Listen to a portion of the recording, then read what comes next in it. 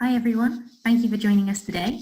My name is Andrea Turt, Chief Marketing Officer at IsoMetrix, one of the world's leading developers of risk and compliance management software. Today we will be discussing how mining companies are using technology to drive greater EHS and sustainability performance. First, we're going to review the key data points from our recent research report.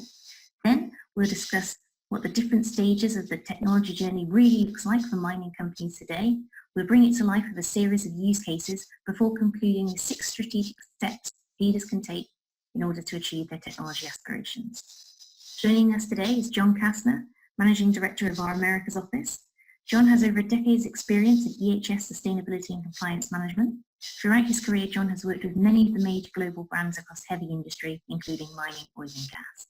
We're also joined today by Yawen Ma from Vedantix, the independent research and consulting firm who helped carry out the research being presented today.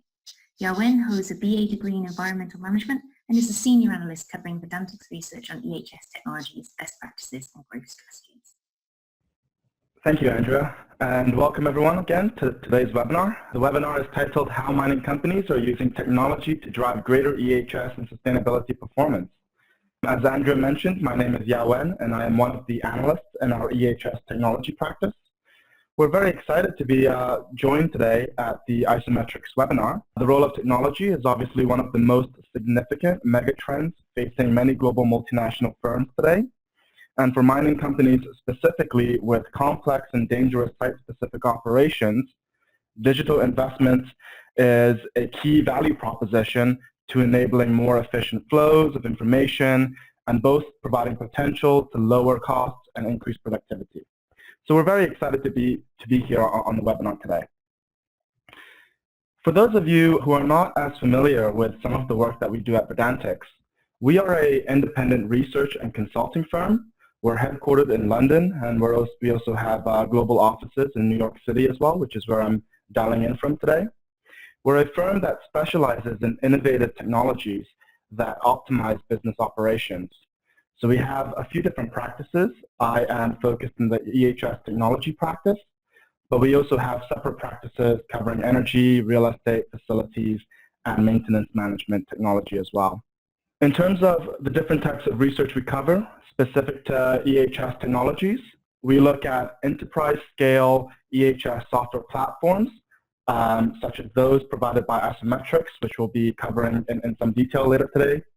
We also look at mobile EHS applications and other types of edge technologies that innovative EHS firms are adopting, different types of use cases for drones and unmanned aerial vehicles, use cases for HAZCOM beacons and sensors, smart PPE and wearables that can track body data specific to different sites and environments, and technology such as in-vehicle safety monitoring as well.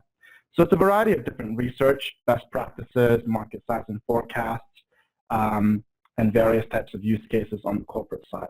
Now we're very excited today because we've recently conducted a custom survey study commissioned by IsoMetrix.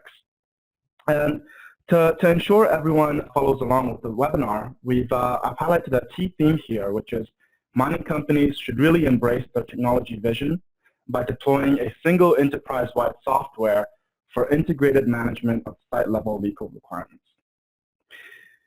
As I've mentioned earlier, and as many of you hopefully are and likely are quite familiar with, mining firms today face a complexity of sustainability risks that really vary quite significantly on a site-by-site basis. As we'll share later on, the technology is perceived as critical for managing these sustainability risks, but the current practices, both for data management and sustainability reporting, are unfortunately inefficient based on today's findings. And we do believe mining firms should look to adopt an integrated solution to better manage that transparency and also strengthen the accountability and accuracy of the data they do have on hand to then manage and report on those risks. So today's webinar, in terms of the structure, is set up in 5 different sections. And so I'll be presenting some of the survey methodology and research approach that we took to provide some context on how we derived some of the findings we're about to share on the webinar. I'll be covering some two key findings from the survey data set. So I'll look at the existing EHS and sustainability reporting practices in the mining industry and some of the challenges there. And then also how mining companies are trying to overcome those challenges through the existing adoption of technology. John Kastner will be leading on the IsoMetrix side later in the webinar, covering some practical case studies that provide further light into the numbers we'll be sharing from the survey data set. And finally, I'll be concluding with a few recommendations we found and uncovered through the survey data set analysis. We do also have time for some Q&A as we go through the webinar. So for those of you joining in with questions as we go throughout the webinar content, please feel free to type them in as well, and we'll do our best to try and answer as many of them as we can. So without further ado, let's dive into the methodology first. In mid-2018, IsoMetrix commissioned Verdantix to undertake a very detailed research into the approach that mining firms have adopted for EHS and sustainability technology. And we conducted a deep dive study covering 20 different questions focused on the Australia, Canadian, and US regions specific to EHS and sustainability risks. The survey that we assessed interviewed 52 different key stakeholders in the EHS and EHSQ functional roles, and it covered topics such as technology maturity, reporting approach, and the evolution of technology adoption. The full report is also available for public download. It was very recently published, and this webinar is the first time we're presenting the findings in a format outside of the thought leadership publication. So if you're interested, feel free to also follow up through this link, www.bit.ly/mining_EHSS, to be able to download that report and see all of the full findings, since we'll only be highlighting a few of the key findings in today's webinar. Looking at some of the existing findings. As a high-hazard industry, EHS and sustainability professionals at mining companies are forced to manage a complex web of site-specific EHS and sustainability risks. So one of the most obvious is around environmental risks, including site contamination, erosion, and biodiversity. Mining activities can often contaminate the soil, the air, and the water in a variety of different ways depending on the type of mine. For example, open pit mining exposes radioactive elements from crushed rock, causing residual rock slurries, which leak into the surrounding environments. Underground mining is another example where large vegetation is being displaced, and it does disturb a number of biodiversity and local habitats. A number of other risks associated with mining include things like health risks, including respiratory difficulties and acute physical injuries. Mining workers are often working in enclosed environments where oxygen-deficient atmospheres can be a key risk factor for their health and well-being. And safety risks are also quite significant. Being in confined spaces and exposed to moving equipment can really result in a number of risks associated with the livelihood of workers working in these mining facilities. A key statistic that we uncovered during the study is one provided by the U.S. Department of Labor's Mine Safety and Health Administration. For some of you who are familiar with that organization, dialing in from the U.S., the U.S. Department of Labor has been known to expend fines exceeding $350,000 for a single case of worker injury. A particular case noted a couple years back was with North American Quarry and Construction Services. They are a New York rock drilling company where a worker suffered a fatal injury becoming entangled in one of the rotating drill steels when doing manual loading. And that was a particular instance where the fine exceeded $350,000 for an individual employee. And of course, we have social risks as well. This is particularly a major issue in a number of firms, particularly in the U.S. region. Dakota Access Pipeline is a very high-profile example of this over the past 2 years. They've had protests consistently lingering over concerns of water quality risks as a result of their operations. And a firm involved in that particular pipeline did have to face depreciated stock performance below the benchmark for the U.S. energy pipeline industry, which is a major issue for firms even moving forward in terms of better able to manage those social risks and stakeholders. So with that context, we did look into a number of different questions to better understand current practices and what's working and what's not working. One of the first questions we asked was what percentage of EHS and sustainability reports are being generated through a variety of different methods. The purpose of this was to understand if mining firms have the appropriate visibility into the potential probability and likely consequences of the various EHS and sustainability risks. What's interesting here, or maybe a little bit worrying, is that on average, 33% of the 52 respondents said they still generate their reports using an entirely manual process. This is export of data and then manual report creation, either in Word, maybe in PowerPoint and Excel, or other manual means. One health and safety manager said their incident reporting is managed via a combination of pen, paper, and email exchange.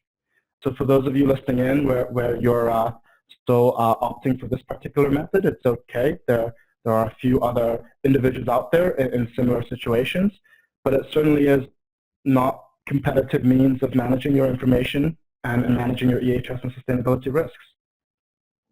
On average, 62% of respondents generate their reports either manually or with the support of custom pre-built report templates. So this seems to be the majority of the case with the 52 respondents when we combine the dark blue and light blue responses. And then for a minority of respondents, 18%, they do fully automate the reporting process, either with single or multiple combinations of different software solutions, which is certainly what we would recommend as best practice. And the reason why we recommend that having one single integrated solution as best practice is reflected in this particular slide. One of the questions we asked is, how many man-hours per month does your firm require to generate reports for mining sustainability? This data point really illustrates how long it takes for executives to compile those monthly reports. And a decent number, 12% of companies, still spend more than 1 man-week per month on reporting. An enlightening quote that we have from the study was that each week the guys generate the monthly report with approximately a team size of 50 safety professionals working on this. And this is a mining company based in Australia with a safety area manager revealing this particular insight. So it's a very intensive process for someone trying to do this 100% manual. Half the respondents looking at this figure here said they spend a man-day or more per month on generating the reports. And when we aggregated some of these findings using a few different assumptions, what we realized was for the 52 respondents who participated in the survey, the average firm is spending almost $1 million on employee salary alone to meet the time investment required necessary to conduct reporting. And this doesn't even include consideration of accuracy of the data being collected, as well as the collection process itself associated with EHS and sustainability management. And finally, you'll also see here a few companies have invested in technology for automating aspects of the reporting process, which may explain some of the lower dedications to man-hours required, with 18% of mining companies spending 3 man-hours or less per month on reporting. So given this walkthrough of some of the findings here associated with the significant risks and challenges faced for reporting, we did also investigate some additional questions around what exactly mining firms are doing to then tackle and better manage these risks. One of the key questions that I wanted to highlight before we dive into the data point was that EHS and sustainability functions have really taken on the innovation challenge of leading digital transformation at many of the industry-leading firms that we were able to speak with. Looking at this particular question here around their mindset towards technology, more than half of the respondents did admit that they perceive the use of technology as extremely useful for managing EHS and sustainability. In fact, one particular EHS manager said, and I quote here, "We think technology is critical. We have tablets in the hands of our EHS supervisors across every site, as part of our sustainability risk management process. Now, the next slide here really provides some very interesting data into how exactly firms are using technology to manage their EHS and sustainability risks. And I think I'll pause here for a minute because we do need to break down this particular slide. There's a lot of data here that's being shared. So the question we've asked is, please select the technology tools currently used for managing the following 4 areas of risk within mining sustainability. And we have environmental risks, health risks, safety risks, and social risks. And a variety of tools here ranging from multi-purpose software to point solutions that tackle soil or water, or other types of spreadsheets and pen and paper solutions. When we looked at the full responses, 79% of the respondents that we interviewed did use a combination of different tools for managing EHS and sustainability risks. What's also interesting is, on average, across the 4 risk areas, EHS and social issues, the largest portion of respondents used either spreadsheets, which is about 50% when we average the 4 types of risks, or custom databases, which is about 43% when we average the 4 different risk categories. What's also interesting is pen and paper still seems to be a key component in supporting risk management. 36% of mining companies said that they participated in a study using pen and paper as their primary tool for managing EHS and social risks, whilst only 27% selected pen and paper as a tool for managing social risks. And this may be partly attributed to the fact that social risks are much more challenging to quantify and monitor, as opposed to some of the more mature segments such as health and safety. And lastly, what's interesting about this slide is the data points around adoption of software platforms. Between 6% and 13% of the 52 respondents that we interviewed said they used a single third-party software as their main technology tool. This was most widely adopted for environmental risks as well as safety risks. And consistent with pen and paper practices, only about 6% of interviewees used a single third-party platform for managing their social risks. In addition to these findings, we also asked the respondents around the strength of their integration between the different technology tools they've used. And what we found is that 71% of the mining companies interviewed have technology systems that are either completely siloed or only partially integrated across a variety of areas. So what you're seeing here is a combination of the dark blue responses, where 14% have cited it as being fully siloed, or 57% where they've cited it as partially integrated. It's a reflection of the market at the moment in that only 27% of companies have fully integrated their EHS and sustainability technology tools. And we do believe that this provides a lot of room for improvement for a number of multinational firms in the mining sector currently for the Australian, Canadian, and US regions. And this is an area that is worth investigating further. When we tried to explore some of the reasons behind that, 3 reasons came up as being particularly significant for a number of respondents. At least 60% of interviewees identified these 3 barriers as being either significant or very significant. These barriers are, number 1, variations in site-level legal requirements that demand bespoke process activities. Legal requirements can vary substantially on a site-specific condition, and frankly, not even just legal requirements. Going back to the earlier example of Dakota Access Pipeline, social stakeholder sustainability concerns may very well vary quite significantly region to region, state to state as well. The second key issue is around lack of executive appetite for disruptive technology change. A CEO's high-level objective may not necessarily be to prioritize EHS and sustainability-specific digital transformation. It might be maybe more leaned towards financial reporting digitization or supply chain digitization. And so this is an important area for EHS executives to really manage well. And finally, the third key challenge is decentralized management of EHS and sustainability. 76% of respondents here perceived decentralized management of EHS and sustainability as a very significant barrier. This has promoted site-specific management practices and technology purchasing decisions, which does help create additional complexity around the technology portfolio as well.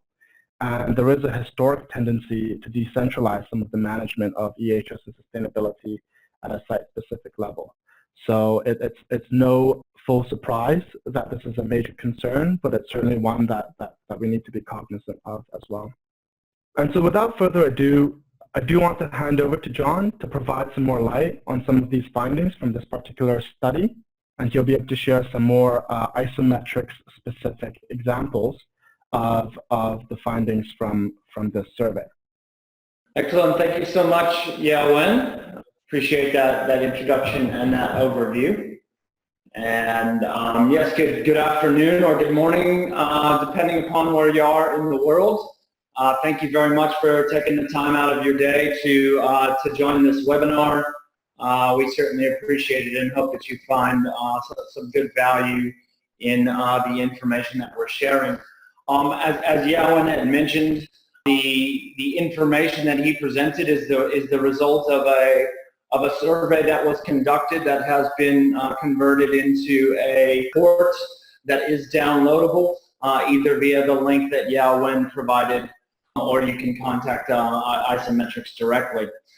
So just to introduce IsoMetrix for those of you who may not be familiar with us, IsoMetrix is a global leader in the environmental health, safety, and sustainable software space.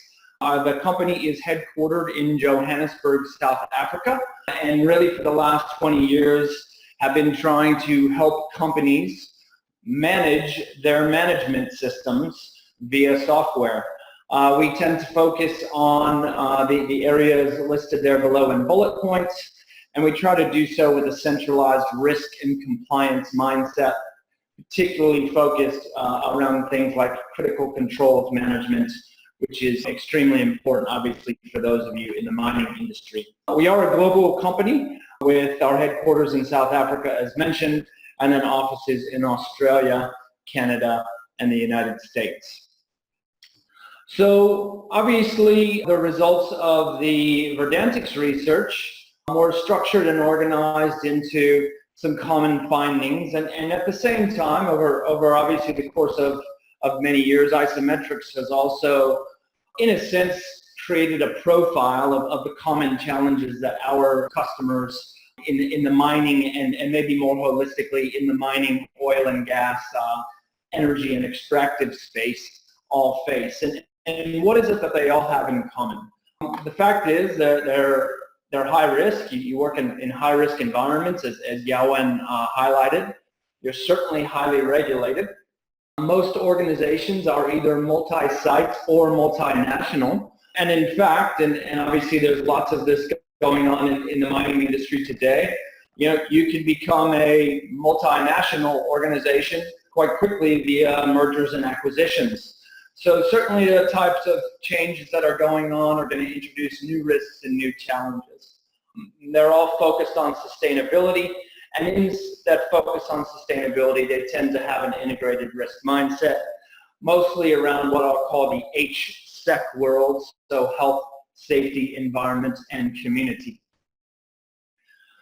So how else can we look at the information that Yawen has presented? And I think a good way for us to look at that is, Yawen said something very interesting, which was ideally companies should try to find a way to get a single integrated management system for environmental health, safety, and sustainability. But the reality is that's not always possible. So if you really think about where you are as a company, or where any company is from a technology perspective, there are plenty of companies who, over here on the left, are just looking for a reporting tool. And I'm going to talk a bit more about that later, but really what I mean by that is, look, I just somehow need to centralize information to produce monthly reports or quarterly reports or maybe end of the year sustainability reports. And the key there is it's just a way to centralize information. Okay? as you move along this path, and I think the reality is, as I may have mentioned, that every company is somewhere on this spectrum. Maybe the next sort of place to get to is the management system place. And as Yawen also presented, there's a lot of variance here. So we're not just looking at, hey, can I centralize reporting? We're looking at, can I use technology to actually manage information, manage processes related to EHS and sustainability. And in some cases, companies will have one single technology platform for that. Some might have 5. The bigger you get, we've even heard companies that had hundreds of solutions for EHS and sustainability. Within that as well, is it for social? Is it for EHS? Is it for only incident management? Is it some combination of those? And again, as Yawen said, is it third party? Is it homegrown? But the reality of it, again, is that the journey is from a reporting tool to a management system. And as we move to the right here, this is where we're starting to get into the buzzwords that you hear today: digital transformation, the 2020 technology vision, and what is possible in the world today. And obviously this goes beyond mining into your daily lives, as you're well aware. Again, I'll talk a little bit more about these later, but a digital mine, first of all, management systems are a part of that. There's lots of different technology and there's lots of different softwares that might be forming a digital mine. But it also includes things like artificial intelligence, Internet of Things, virtual reality. And I think the key part here is those companies that are maybe even further down the road on their journey, what they're using a digital mine concept or mindset for is to create integrated operations. And what I really mean by that is if you think of your own mining company, right? You've got a corporate headquarters somewhere in the world. You've got a mine operation or multiple mine operations somewhere in the world.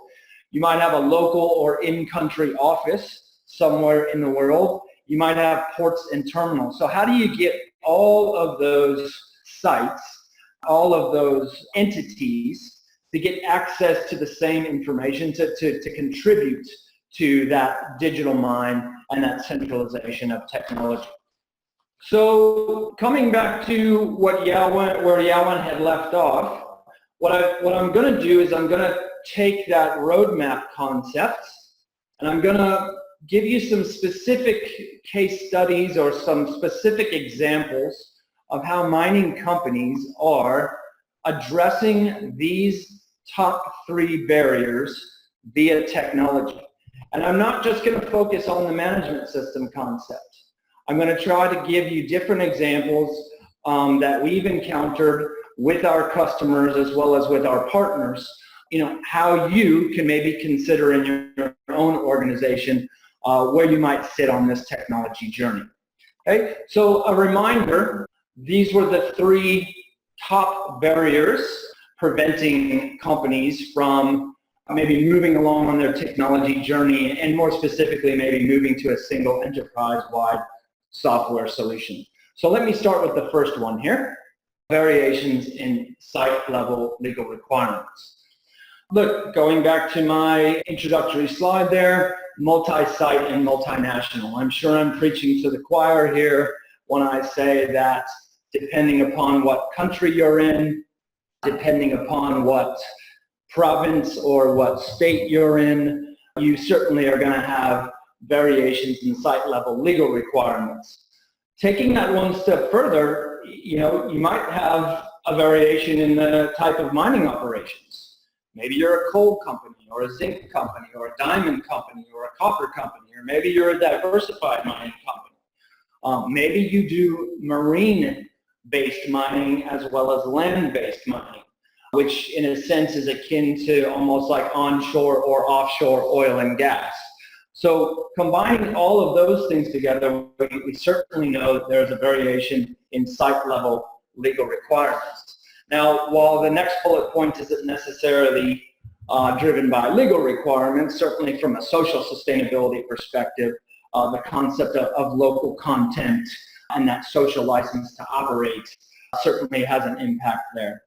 So if you take that context and you take that landscape, what it boils down to, and what we've uncovered in that one of the reasons why companies haven't centralized or decided to consolidate on a single solution for this based on those, is that a lot of it was actually based on the software itself. Software had a limitation to where you couldn't actually use a single piece of software to account for and manage that variance. And really, that is ultimately at the core of what IsoMetrix is and what IsoMetrix does based on its basic configuration tools. So just an example of that, example one, a global diamond company. They have, again, different types of mining, where they have land-based mining and marine-based mining. And certainly, as you can imagine, there's a different regulatory landscape between both of those. And there are particular fields that if you're filling out an incident, as an example, or you're filling out some sort of form that you need to complete for a marine-based scenario versus a land-based scenario. So based on the standard configurations within IsoMetrix by business unit or by operation or by asset type, whatever the language is, with some specific filters, this company can use some standard if-then logic within the software to be able to create a single central solution where they use one piece of software with different conditions depending upon what is selected. And ultimately, though, the main thing is that they get a common central reporting. So if you link back to what Yao Wen had said about the time and the cost and the man hours and efforts for reporting, one of the big drivers of that central reporting would be these variations in site level requirements that require companies to manually consolidate information. And one way that technology solutions today, like IsoMetrix, can help is just based upon what the software can do to allow for those conditional type scenarios. At the same time, I always like to caveat, it's not easy to do this. It is an effort in collaboration, and Yawen's going to talk a bit more about, at the end, about the 6 steps to success to maybe sort of start your journey down this path or improve upon that journey if you're already on it. The other key takeaway there is that it does really require some central governance. Right? So the second barrier that I want to discuss here is the concept of decentralized management.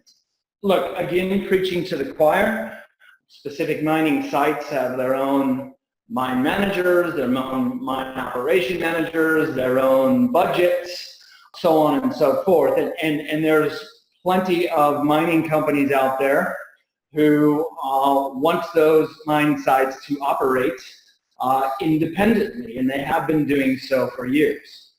However, there's much more scrutiny these days, as everyone knows. There's the concept of ESG and corporate social responsibility.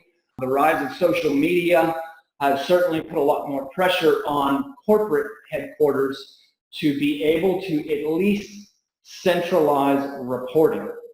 Okay, so this concept of decentralized management is actually pretty closely linked to or very similar to the previous barrier around site level requirements.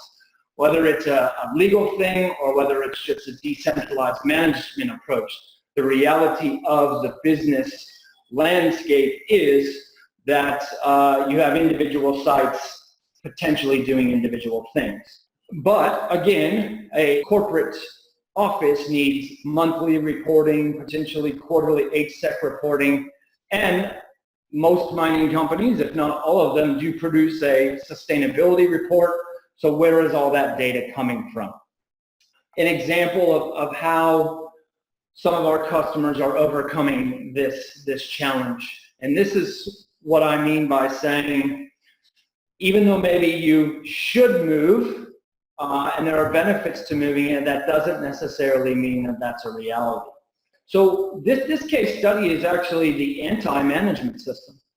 One way to overcome or manage that decentralization is, that's fine, Site 1, Site 2, Site 3, Site 4. You continue to capture that environmental health and safety data, that sustainability data, as you wish. However, what you're going to do is at the end of every month, you are going to use this software solution. And you're either going to log in to that software solution and enter that information, or you're going to log into that software solution and you're going to import the template of that data. And so one of our companies is sort of taken, again, the anti-management system approach to say, just doing a she stats module, as they call it, or a check stats module. So every month, people log in, they press a button, they enter the information that needs to be entered, and now you get some advantages of the management system. Who entered it? Did they enter on time? Did they enter it late? You can create actions around that. But the reality is, everybody's getting into a system to enter that. The other thing is that it can be, for lack of a better word, the gateway drug, right? So you want to move to a management system, but there's some adoption challenges. So, okay, great, let me get people used to using software where they haven't used it before, and this is an easy way for them to do that. And again, the advantage that this company has is they now have dashboards at the ready. They can extract those dashboards into monthly board reports. They also can produce quarterly HSEC report, and again, they have all of the data centralized for sustainability reporting. Now, I'm going to give you another example that goes outside of mining and exists in one of our oil and gas customers. And I'm doing this because there are some very direct parallels between mining and oil and gas, you know, in terms of how you operate, where you operate. Fact is, both in the extractive industry, etc. So another example of one of our customers is coming out of their exploration, once sort of starts there, but they now have approval to proceed with a project. So in other words, the capital projects division of this oil and gas company, once they get the go-ahead, they need to move, and they need to move fast. Because whether you're in mining or in oil and gas, your ultimate goal is to start producing. And the faster you can start producing, the faster, right, you can start generating revenue. So because they need to move fast, they're not able to necessarily wait to be added to a centralized management system. So what they have done is, as a group, they have created a standard template that can be used by any project in the world, and there are standard fields in there, and those fields have been identified as the fields that you must fill out and that cannot be changed, because those are the things that feed your corporate report. Any other fields can be changed. So what this does is it allows that company to move fast and to have local budgets and flexibility, but then they also feed all of that information into a central reporting portal. So you've seen the advantages on the left, and I just mentioned them, but the disadvantages there are, well, it's a bit more expensive, right? Because you're managing and maintaining multiple instances, as you might call it, of IsoMetrix, and then you also have to integrate that to a central reporting portal. Taking that one step further, if you want to move to that digital mine concept and that integrated operations, these sort of separate instances that feed up into a different central reporting portal are going to add some challenges for you. But again, we just want to give you some ideas of the way that companies are solving this roadmap challenge. So let's talk about the third point, which is the lack of executive appetite for a disruptive technology change. Well, you know, it's interesting, right? Yawen said, yeah, but 83% of respondents say it's critical or useful, and certainly executives know that it's useful, and they all say yes to digital transformation, but they don't want the disruption, and that makes sense, right? There's a time scale. Well, how long is it going to take for me to move to this digital mind concept? Is it a 3-year process, a 10-year process, a 20-year process? Change is always hard, so there's a change management process involved. What's the cost of doing this versus the value of doing this? What we found, and I'll present this in our next sort of example, is there are ways to phase this. And certainly there's a phased approach that is recommended, and Yawen will actually talk about that in his 6 steps a little bit later. The other thing is that, really if you want to move to that digital mind and integrated operations, what we're seeing from most companies is they're leveraging some external expertise, a variety of different consulting companies as well, to help them achieve those things. Okay, so quickly running through these, so to get to the final part of the 6 steps. So example 4 is a diversified mining company. So they, as an organization, decided to take a path towards, this is the way we've done things, this is the way we've done things for a long time, but what would the mine of today / the mine of the future look like? What if we didn't do things the way that we've always been doing things? And do we have an opportunity to sort of use a site or use a project to do this?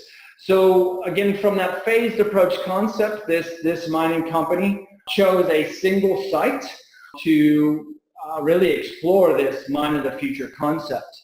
And it started, and as Yawen said, this is not necessarily about HSE and social and community. This is how can I integrate my operation?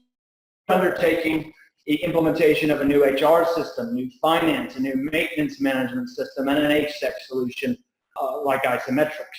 And then of course they'll be on a path towards IoT, and they are leveraging some external help. So they're leveraging Ernst & Young as an example, and maybe a few others in some of these other areas. So again, it's sort of moving towards here, which is going to enable the integrated operations. Right? There's some other things that are going on. Now, this isn't a customer-specific example, but it is a partner-specific example. And again, Deloitte is one example. There are other consulting companies out there that are doing this, but Deloitte Mining has created what they call their digital nerve center.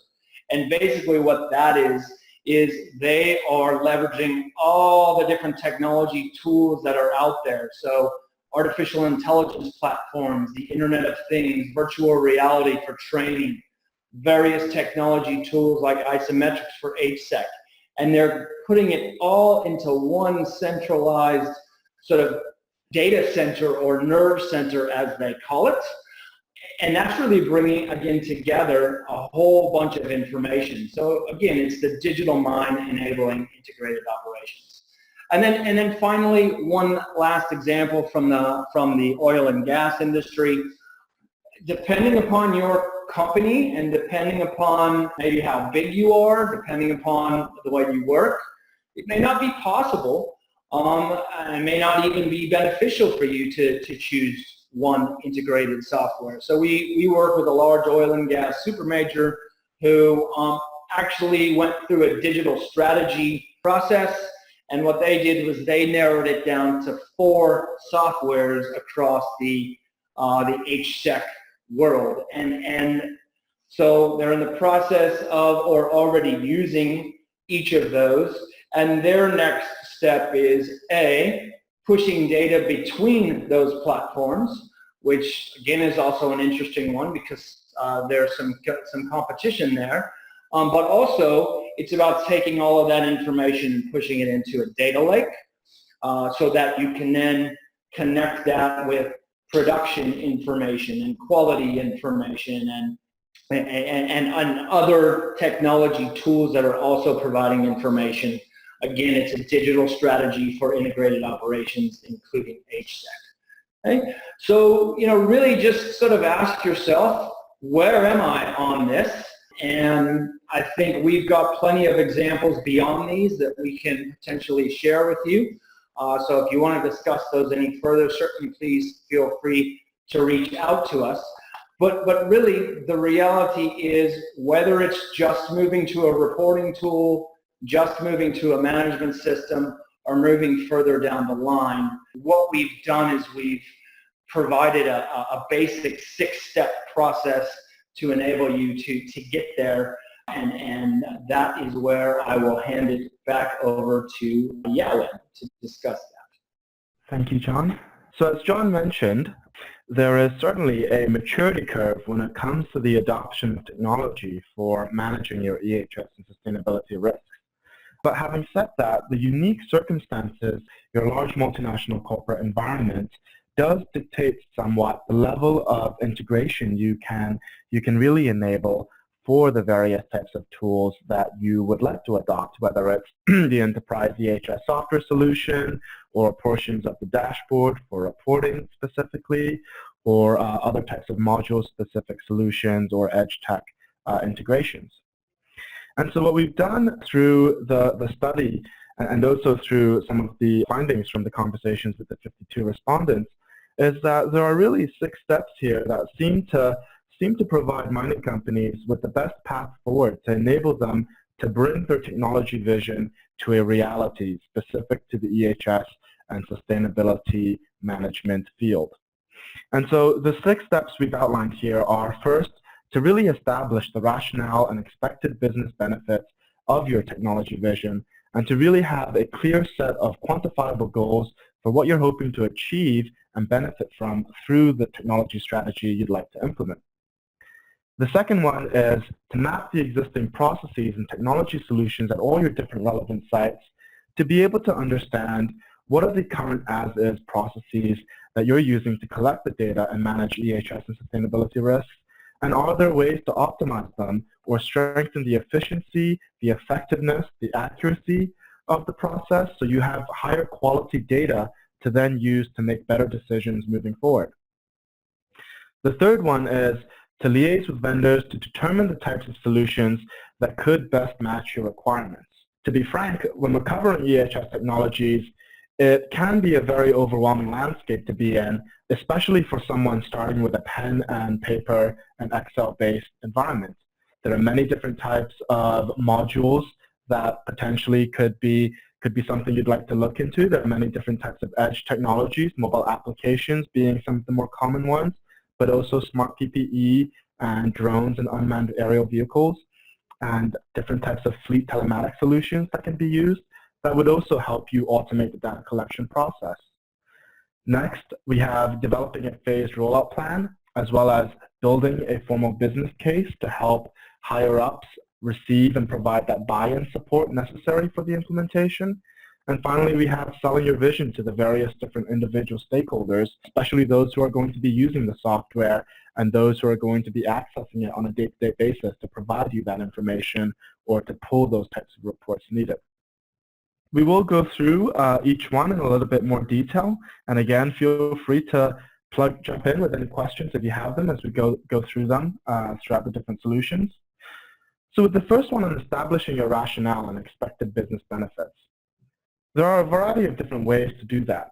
And this really is about the top-level benefits an investment will potentially provide to deliver the benefits for the organization. It can include things like not just the ROI at the high level, but the enhanced process efficiency, the potential for reduced workers' compensation and workers' compensation claims, the potential for a reduction in EHS and sustainability risks, either through the likelihood and size of consequences or through other means quantifiable that you adopt in your risk analysis processes in your local corporate environments, as well as some way to provide broad-level estimates on the percentage savings that can be achieved when you're making that transformation from a as-is situation to a newer technology environment.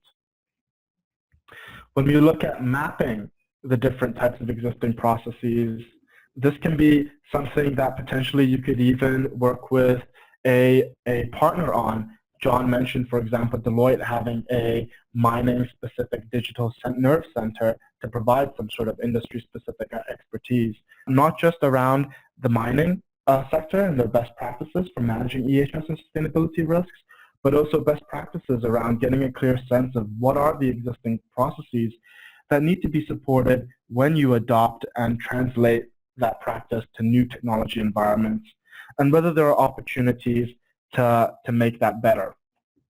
Another action item here is around liaising with vendors to determine the types of solutions that you'd like to use. So we've mentioned this earlier already, but it is recommended that companies do prioritize vendors with a strong track record in the mining sector.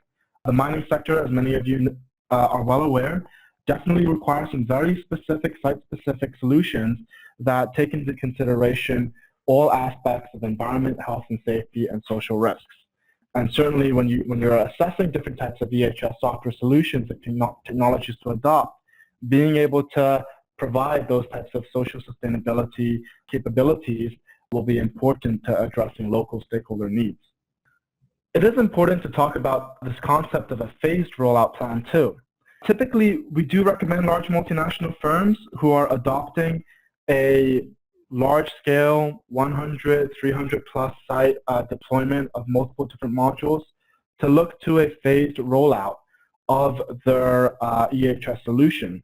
It can take many different flavors, by country, by site, by module, but the scale of the phase would depend on your own precise circumstances, priorities, and resources you can make available to support the implementation. There is also potentially a big bang approach where you do try and deploy entire modules in one go, and that's certainly a lot more feasible if you're doing something like a dashboard for reporting where you're just looking at a site-specific circumstance or a module-specific or a problem-specific use case where you don't have to rely on significant resources. But this is something best determined through your own local multinational environment and the resources you can make available. And for a large-scale enterprise platform with many different modules and hundreds of sites, most firms will find that it's best to not overwhelm themselves with an immediate deployment. And then we also have recommendations around building a formal business case. I will not go into too much detail here given the time that we have remaining for today's webinar, but it is important to mention that beyond the financial benefits, it's also useful to consider and detail the further benefits which are also delivered. Things like increased safety to employees or reduced reputational risks associated with social sustainability issues and social license to operate when it comes to being able to maintain your operational activities in various local community environments. And last but not least, we do have selling your vision to the various internal stakeholders involved. The EHS software solution is not something you want to have be siloed. It needs to be integrated, not just in terms of a software context, but also in terms of collaboration, access to information, and accountability to the process of managing risks associated with EHS and sustainability. And so being able to understand the motivations of different individuals in your work environment will be essential to making sure your technology vision is something that can succeed with the highest possible outcomes. And so with that, I will conclude here by bringing back up the main theme of today's webinar, which is that we do believe mining firms today face a complex environment with various sustainability risks at a site level basis. The study has found that 83% consider technology a success factor, but that 96% are juggling many different solutions, many of which sometimes come from pen and paper-based formats. So we do encourage many of you to further look into the potential adoption of different types of solutions that can help you better manage the accuracy of the information you use. Thank you, Yoan. That concludes today's webinar. If anyone has any questions about IsoMetrix software or the research you've seen today, you can download the report on our IsoMetrix website, or you can contact John Kastner or me directly. Thank you.